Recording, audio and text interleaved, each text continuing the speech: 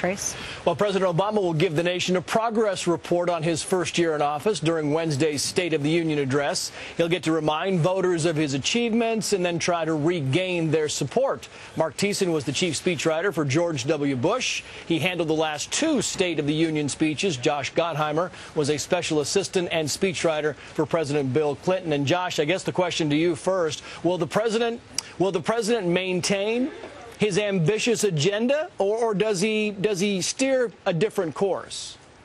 Well, I think you're going to see a real back-to-basics approach on talking about jobs and the economy, a big focus they've signaled already on the middle class, tax credits for certain elderly programs and for education and for working Americans and dependent care. So I think it's going to be very ambitious in terms of trying to kickstart the economy and do more of what they've already done and try to show the public, hey, a year ago we inherited a real mess, and we've made great, with 700,000 jobs a month being lost, and we've made great progress, and pay attention to that.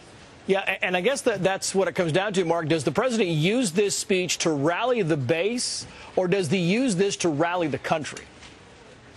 If he uses this to rally the base, he's in deep, deep trouble. Look, a few weeks ago, this speech was going to be the victory lap for the health care bill that was going to be passed, and he was going to be taking a victory lap in the rostrum of the House. And then we had the terrorist attacks in Detroit and Scott Brown's victory, and all of a sudden the president's on the defensive. There are two twin issues that he's got to address that are weaknesses for his presidency. Americans disagree with his policy of giving Miranda rights to terrorists and his handling of terrorist detainees, and he has to address that, and Americans disagree with the approach he's taking on health care. So he's got to decide with this speech, does he go into the rostrum of the House and say, explain to the American people why they're wrong, or does he send the message that I hear you, I get it, and we're going to adjust and work across party lines to achieve things for the American people? I hear what you're saying, Mark. I hear you saying the president's backing up. Hold on one second, Josh. I hear what you're saying, Mark. The president's kind of backing up here. But, boy, you know, Chris Wallace, I was watching Fox News Sunday yesterday. He made a very good observation that in recent days, the president has used the word fight numerous times, dozens of times. It sounds like he's in a fighting mood.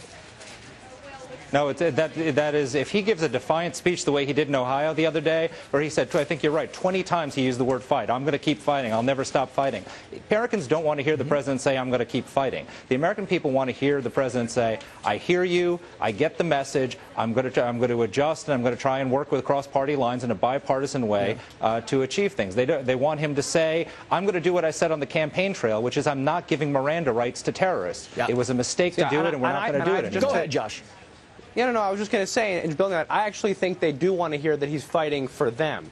You know, if that comes to jobs, education, health care, that's what he needs to do. The bar here is to let all Americans know he's on their side. Remember, it's the greatest, as my friend here knows, it's the greatest podium in the world. You got 50 million people watching that. Yeah, but night I get the bar, Josh. I get what the bar is. What I don't get is you look at these polls across the board and the policies that have been propagated over the past year. The public just doesn't like them. I mean, they just don't like any of these policies. I'd still rather have his numbers. But I'd still rather have his numbers than the Republican numbers. They've got 30% numbers, worse in Congress. It's not like the American people are saying, oh, the Republicans have the answer. They remember the last 8 years. It's just the president here needs to redefine it for them, remind them why they voted for him, and I think take a real aggressive approach to saying, I'm on your side. I it's hear a good you. point, We're Mark. do The Republicans are not exactly stunningly popular in today's society. Well, a Republican won Ted Kennedy's seat in Massachusetts, so if that's not a warning shot across the bow, I don't know what is. People are but you know what, Josh, I hope, as a Republican, I hope that the Obama administration listens to you, because it's political suicide what you're suggesting that he do. The American people do not think we should be giving Miranda rights to terrorists. They don't want to close Guantanamo Bay. They don't want to socialize the economy. They don't want to spend trillions of dollars. And Obama is running into an insurrection. And if he takes the defiant approach that he took in Ohio in the State of the Union address, there's going to be that insurrection in Massachusetts is going to spread across the country, and Republicans are going to ride those issues back to power into the majority. I will tell you that I think Mark's most important point here is he said this was supposed to be a victory lap. Look, this thing start, you know, they're writing these things after Thanksgiving. This was supposed to be a victory lap. It's no longer a victory lap. Well, I think it's all how you frame it, right? Of course, he's not going to run out finally about health care, but I don't think he buries health care. I think he just has to now adjust more, and I think they've admitted doing this about the middle class, how they're fighting for Americans, fighting for jobs. Remember, to get the economy going, he inherited 700,000 jobs a month loss from George Bush, who had spent trillions as well trying to stimulate the economy, if you remember. You've got to give up the George Bush thing, Josh. I'm going to stop blaming George Bush. Hold on one second. He did inherit a problem. So don't forget, all I would say is he has to talk about how he's going to take the country forward, how he's going to make it better for Americans, and that tomorrow is better than today. If he does that, if he's optimistic and frames his presidency, it will be a big win, and the Republicans will be cowering. Find out. Wednesday, 9 o'clock, the State of the Union address. Josh Gottheimer, Mark Thiessen. Gentlemen, thank you both. Thanks. And Fox News will be there for the president's first State of the Union address. Brett Baer will